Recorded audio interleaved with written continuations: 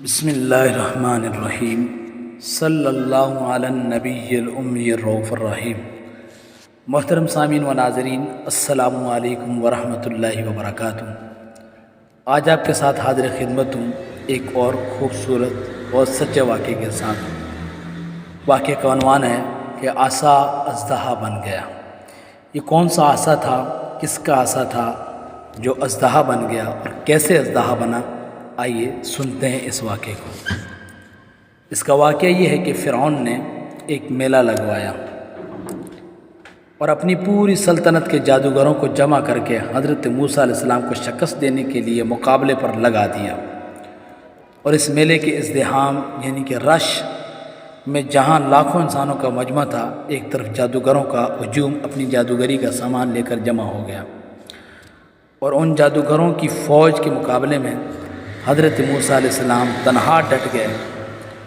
جادوگروں نے فرعون کی عزت کی قسم کھا کر اپنے جادو کی لاٹھیوں اور رسیوں کو پھینکا تو ایک دم وہ لاٹھیاں اور رسیاں سانپ بن کر پورے میدان میں ہر طرف پھنکاریں مار کر دوڑنے لگی، اور پورا مجمع خوف و ہراس میں بدحواس ہو کر ادھر ادھر بھاگنے لگا۔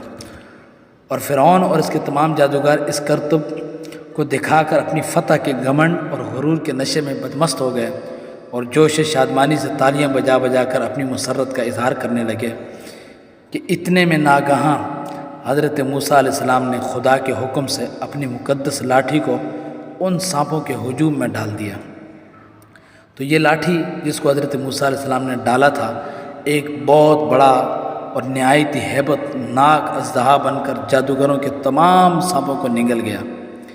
یہ معجزہ دیکھ کر تمام جادوگر اپنی شکست کا اعتراف کرتے ہوئے سجدے میں گر پڑے اور باواز بلند یہ اعلان کرنا شروع کر دیا، آمنا برب ہارون و موسیٰ، یعنی ہم سب حضرت ہارون اور حضرت موسیٰ علیہ السلام کے رب پر ایمان لے آئے۔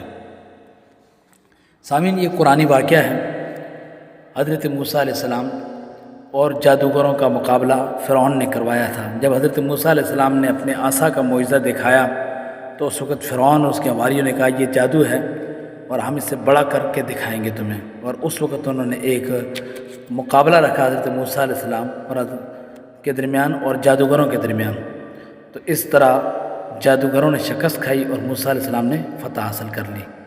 سامعین، اس میں ایک حیرت کی بات یہ ہے کہ جادوگروں نے بھی وہی واقعہ دیکھا، فرعون نے بھی وہی واقعہ دیکھا، لیکن جادوگر تو ایمان لے آئے، لیکن فرعون ایمان نہیں لایا، بلکہ فرعون نے یوں کہا کہ یہ تمہارا بڑا ہے اور یہ سب تم نے اپنی ملی بھگت سے کیا ہے، لہٰذا یہ جادوگر بھی اسی کے ساتھ ملے ہوئے ہیں۔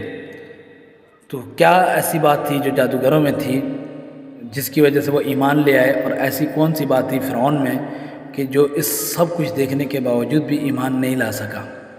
تو ایک تو یہ کہ جادوگروں نے موسیٰ علیہ السلام کی تعظیم اور تکریم کی تھی، اور انہوں نے کہا تھا کہ پہلے آپ ڈالیں، یعنی پہلے جادوگروں نے پوچھا تھا موسیٰ علیہ السلام سے کہ پہلے آپ ڈالیں گے یا ہم ڈالیں؟ تو موسیٰ علیہ السلام نے کہا نہیں، پہلے تم اپنا کرتب دکھاؤ پھر میں اپنا معجزہ دکھاؤں گا۔ اور انہوں نے اپنا کرتب یہ دکھایا کہ اپنی رسیوں کو، لاٹھیوں کو انہوں نے سانپ بنا دیا جو کہ جادو کے ذریعے تھا، اور موسیٰ علیہ السلام نے اپنا عصا مبارک پھینکا، وہ ایک بڑا اژدہا بن کر ان سب کو نگل گیا، جو کہ سچا معجزہ تھا۔ اور دوسری بات یہ تھی کہ جادوگر جادو کا علم رکھتے تھے، اور اس علم کی بنیاد پر انہوں نے جادو اور معجزے میں فرق کر لیا۔